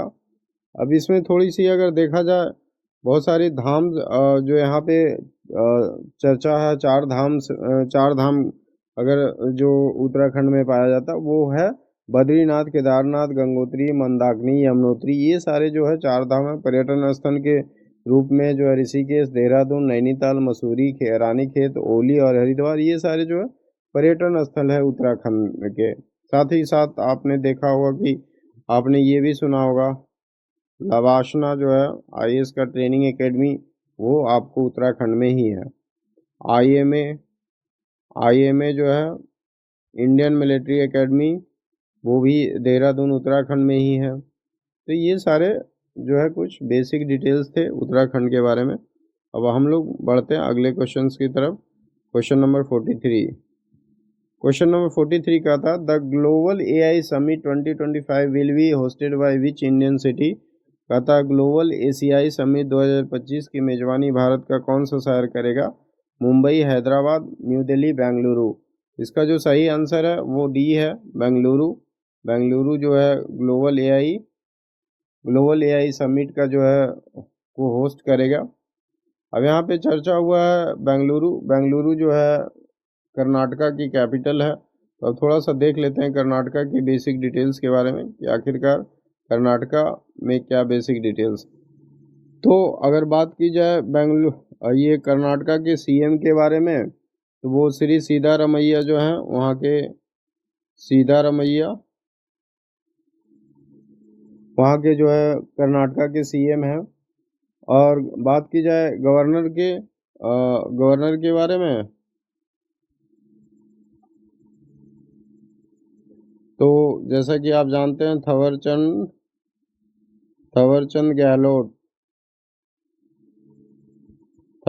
गहलोत जो है वहाँ का जो है गवर्नर है। जैसा कि आप ये भी अगर नहीं जानते तो बता दूं कि जो है बेंगलुरु को टेक सिटी के रूप में जाना जाता है। टेक सिटी है, आईटी हब, इसी को आईटी हब भी बोला जाता है। बहुत सारी आईटी कंपनियां वहीं पे है, इसी कारण से बेंगलुरु को आईटी हब के नाम से भी जाना जाता है। अगर बात की जाए नेशनल पार्क के बारे में, तो बांदीपुर और नागलहोर जो है वहाँ का प्रमुख जो है नेशनल पार्क है। अगर टोटल बात की जाए टोटल नेशनल पार्क जो कुल कितने नेशनल पार्क हैं बेंगलुरु में, तो बांदीपुर हो गया, Nagarhole, Anshi Bandipur national park, Nagarhole national park, Anshi national park, Bannerghatta national park, Kudremukh national park, ये सारे जो हैं टोटल कुल जो है बेंगलुरु का प्रमुख नेशनल बहुत सारे ये सारे नेशनल पार्क्स हैं। बात की जाए अगर वाइल्ड लाइफ सेंचुरी के बारे में, तो Pushpagiri wildlife sanctuary, Brihatgiri wildlife sanctuary, Talakaveri wildlife sanctuary, Sharavathi wildlife sanctuary, ये सारे जो वाइल्ड लाइफ सेंचुरी आपको कर्नाटका में देखा जाता है, पाया जाता है। अगर साथ ही साथ देखा जाए तो यहाँ आपको दो ऑर्गेनाइजेशन है, आपको जो है यहाँ पे इसरो का हेडक्वार्टर भी बेंगलुरु में ही है। आईएससी एक फेमस इंस्टीट्यूट है, इंडियन इंस्टीट्यूट ऑफ साइंस, जो कि बहुत ही मतलब कि रतन टाटा के द्वारा ये जो है इंस्टीट्यूट का इस्टेब्लिशमेंट किया गया। तो एक ये वहाँ का फेमस इंस्टीट्यूट है। और अगर बात की जाए नदी के बारे में, तो कावेरी और कृष्णा जो है वहाँ की प्रमुख नदियाँ हैं। बेंगलुरु कर्नाटका का जो सबसे ये प्रमुख नदियाँ हैं वो कावेरी और कृष्णा, ये दोनों जो है प्रमुख नदियाँ हैं कर्नाटक के। अगर हम्पी एक जगह है कर्नाटक का, जो कि जो है ऐतिहासिक शहर के रूप में यूनेस्को में इसको शामिल किया गया है। हम्पी को जो है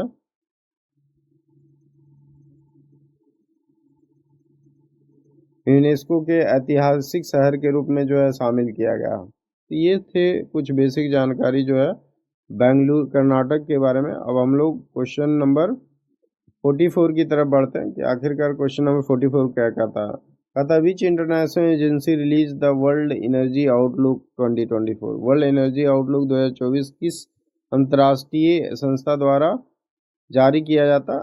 IMF, AIEA, UNDP, ओपेक। तो ये जो IMF तो ऑलरेडी ये इंटरनेशनल मॉनेटरी फंड जो है वो ये लोन वगैरह बैंक फाइनेंशियल इंस्टीट्यूशन है। और ये UNDP United Nation for development programme, ये तो अब ये डेवलपमेंट लोगों की डेवलपमेंट की देखरेख की करते हैं। ओपेक जो है पेट्रोलियम को ये करता। तो ऑप्शन नंबर बी जो है इसका IEA इंटरनेशनल एनर्जी एजेंसी जो है इसका करेक्ट ऑप्शन है। Option number B is the correct option for question number 44। Question number 44 का जो सही आंसर है वो बी है, IEA। अब बात हुई है IEA के बारे में, थोड़ा सा इसके बारे में जान लेते हैं। तो IEA stands for international energy agency, right. ये जो IEA का जो फुल नेम होता है इंटरनेशनल एनर्जी एजेंसी, जिसकी जो स्थापना हुई थी वो 1974 में 1974 में हुआ था। कहाँ हुआ था? फ्रांस की राजधानी पेरिस में हुआ था। IEA का जो इस्टेब्लिशमेंट हुआ था वो फ्रांस की राजधानी पेरिस में। इसके जो टोटल मेंबर कंट्रीज है वो 31 मेंबर कंट्रीज है। IEA का जो टोटल मेंबर कंट्रीज वो 31 है, 31 है। तो ये थे कुछ बेसिक जानकारी IEA के बारे में। अब हम लोग बढ़ते हैं अगला क्वेश्चन की तरफ, क्वेश्चन नंबर 45 की तरफ। कहता है question number 45, which scheme aims to provide 24/7 pipe drinking water in rural areas. ग्रामीण क्षेत्रों में 24/7 पाइप से पीने का पानी उपलब्ध कराने वाली योजना कौन सी है? अटल जल योजना, जल जीवन मिशन, हर घर जल 2.0, स्वच्छ जल अभियान। तो इसका जो सही आंसर है वो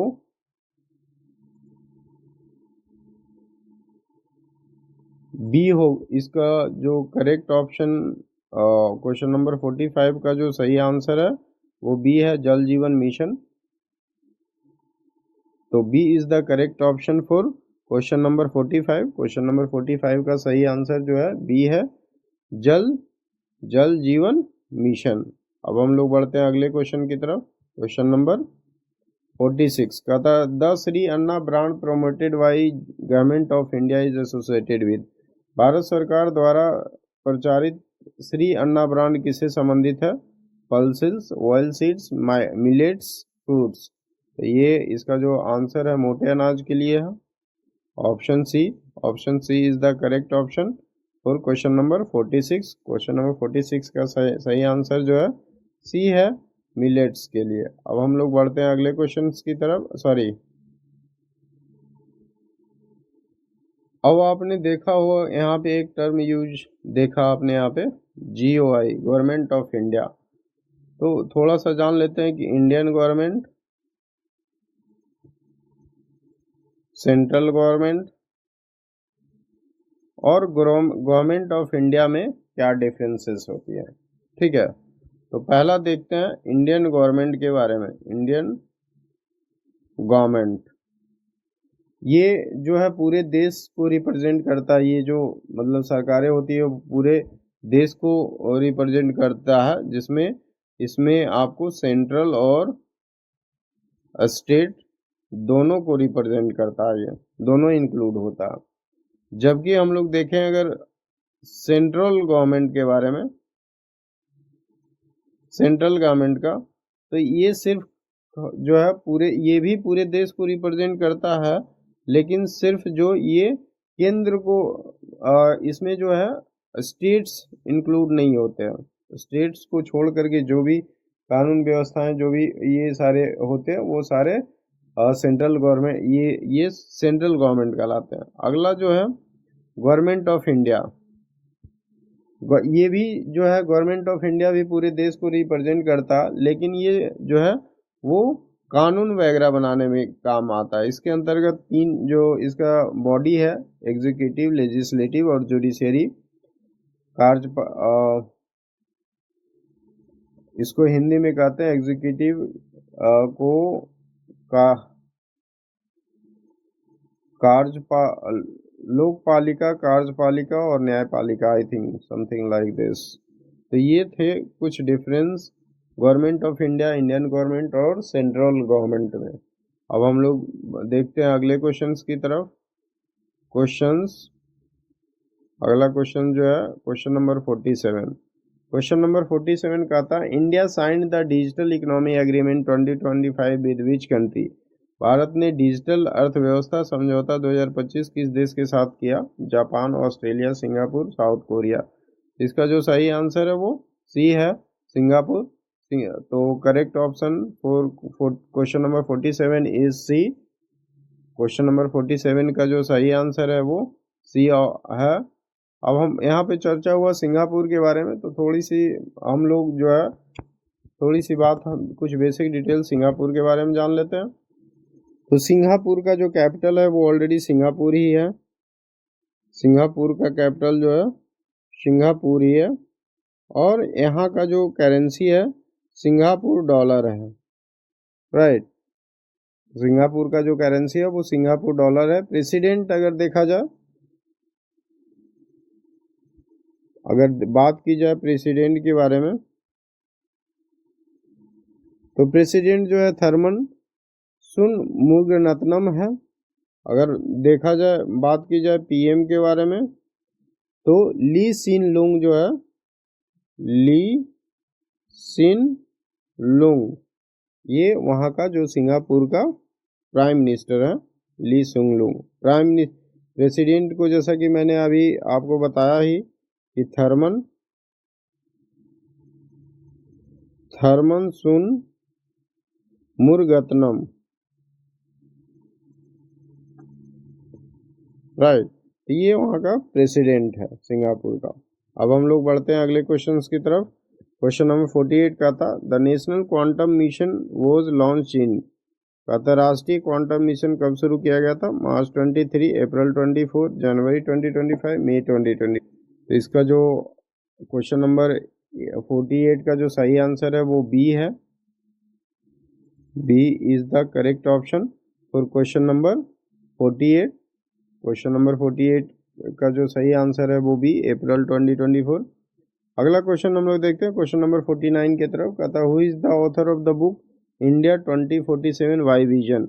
doctor S Jaishankar, doctor Manmohan Singh, doctor Vivek Debroy और डॉक्टर डी जो है शशि थरूर। तो जो करेक्ट ऑप्शन है क्वेश्चन नंबर 49 का वो C, doctor Vivek Debroy. Doctor Vivek जो है देबरॉय जो है 2047 का वो लेखक हैं। तो question number, the correct option for question number 49 is C, doctor Vivek Debroy. अब हम लोग क्वेश्चन बढ़ते हैं क्वेश्चन नंबर 50 की तरफ।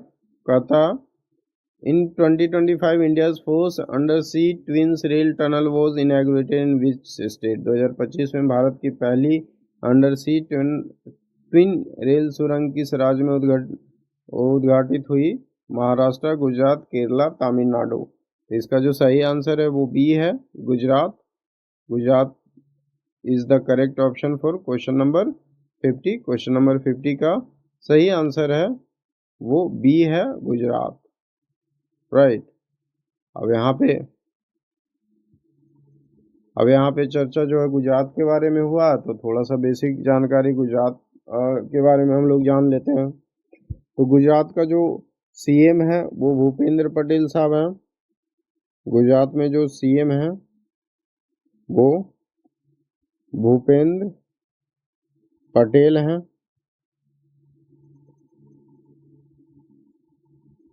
गुजरात में अगर बात की जाए गवर्नर की, तो अभी कोई करंट में कोई गवर्नर है नहीं गुजरात में। बात की जाए अगर नेशनल पार्क की, तो यहाँ जो फेमस नेशनल पार्क है वो गिर नेशनल पार्क है। राइट। अगर बात की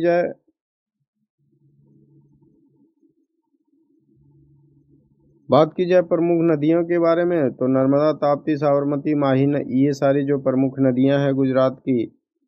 और गरबा यहाँ का जो है गुजरात का फेमस डांस जो है गरबा है। गरबा जो है, और एक जैसा कि आप जानते होंगे कि स्टैचू ऑफ यूनिटी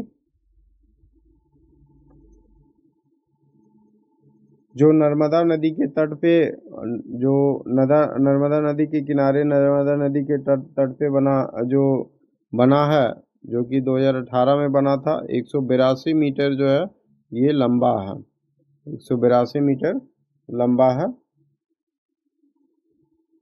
तो ये थे कुछ बेसिक जानकारी जो है गुजरात के बारे में। ये थे अभी, ये पहला पार्ट 1 है जो कि जिसमें मैं टोटल 50 क्वेश्चंस का डिटेल एक्सप्लेनेशन किया। I have explained with all the total 50 questions in this videos, and I would like to request all the viewers and audience to watch this again and again, so that all the content in your mind, it is mug up in your mind, and you are able to answers all the questions in the government exam, like group B, group C, group D, these all kind of exams, right?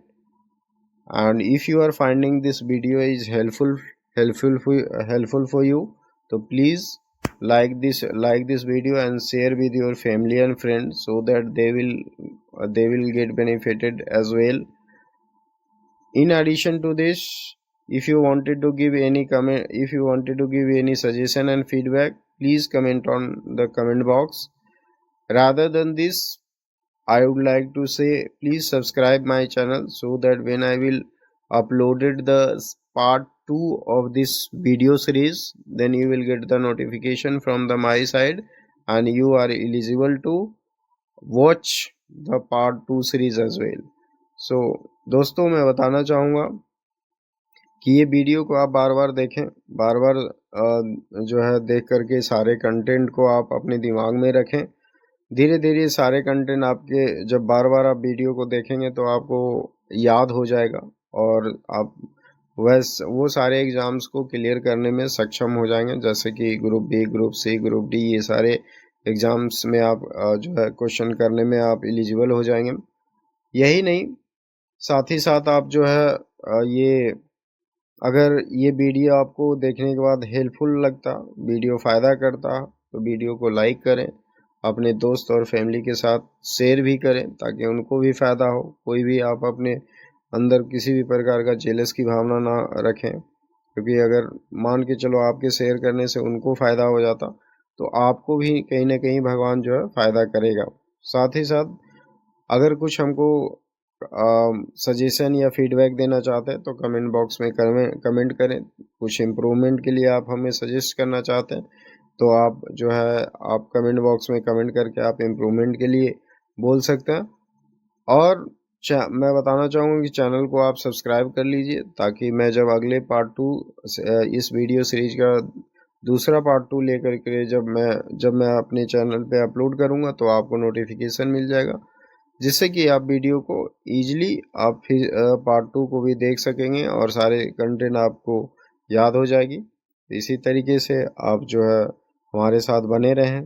तो channel को subscribe करके आप हमको support भी कर सकते हैं। तो एक वर्ड में मैं बोलना चाहूँगा, if you are getting benefited from my content please like share and subscribe my channel so that I will come with the better and better content with you।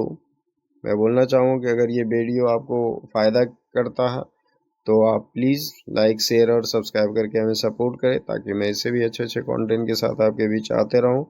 जब तक मैं आपको पार्ट 2 दूसरी सीरीज लेकर के आता हूँ तब तक आप जो है आप मेरा इंतज़ार करें और साथ ही साथ अपना ख्याल रखें, अपने आसपास के लोगों को ख्याल रखें, अपने फैमिली फ्रेंड्स को भी का ध्यान रखें और साथ ही साथ लोगों को मोटिवेट करें किसी भी क्षण में। क्योंकि आज के टाइम में बहुत सारे लोग एक दूसरे को गिराने की कोशिश में रहते हैं। तो प्लीज़ और अपना हेल्थ का ध्यान रखें, जो भी संभव प्रयास हो, एक्सरसाइज वगैरह हो, वो सारे करके अपने हेल्थ को सुरक्षित रखें। साथ ही साथ अपने कल्चर को बनाए रखें। जब आप लोग को कल्चर क्या होता है, आप लोग हमारे साथ जुड़ेंगे तो मैं एक बार बताऊंगा कि कैसी कल्चर मैं चाहता हूँ, किस तरीके से कल्चर आपको फॉलो करना हो तो फॉलो करें। तो तब तक के लिए bye, take care all of you, thank you, धन्यवाद।